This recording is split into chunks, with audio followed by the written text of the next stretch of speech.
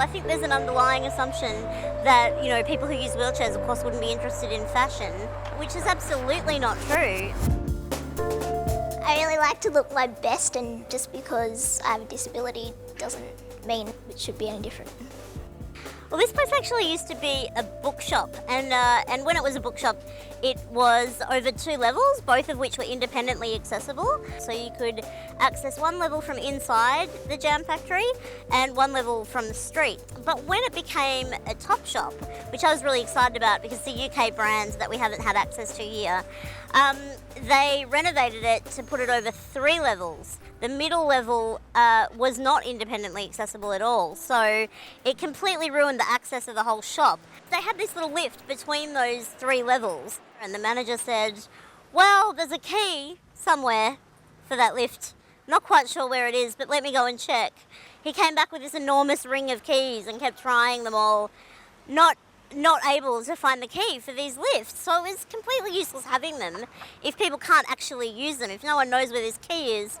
And everybody was very nice. The store manager offered to lift my chair, and I said, I doubt you get paid enough in fashion retail to break your back lifting me into a shop. And I really like clothes, but no outfit yet has been worth my dignity and being carried into a store. So I left a very unsatisfied customer. I was shopping for a dress to wear for a friend's birthday party, and I wanted to try on a dress, but I couldn't access the fitting rooms.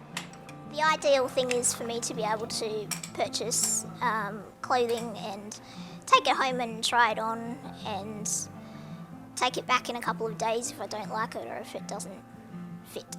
I asked if I could take the clothes home. The sales assistant just didn't get it and just kept saying no, flat out no.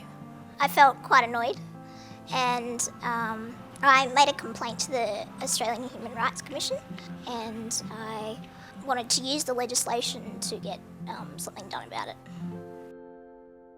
I actually decided that the best way to tackle this was actually through Twitter. There's nothing like some bad press to get people to act. So I tweeted that I found it very disappointing that Topshop couldn't provide access, and they saw my tweet and got straight back to me and said, can we please have your email address?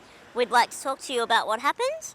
So I emailed them some details of what had taken place, but I found it very disappointing that not only had they renovated the shop to make it so that it was not independently accessible, but no one actually knew how to use the assisted access that was in place.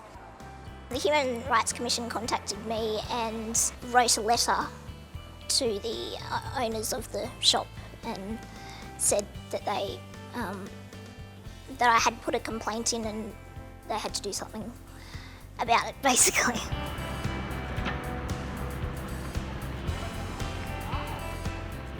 We try to have one big fitting room in all of our Global House stores. If for some reason that is not big enough, we have the policy where you can try clothes on at home and then bring them back if they don't fit for a full cash refund. So that's a simple way of going about a problem that can be avoided.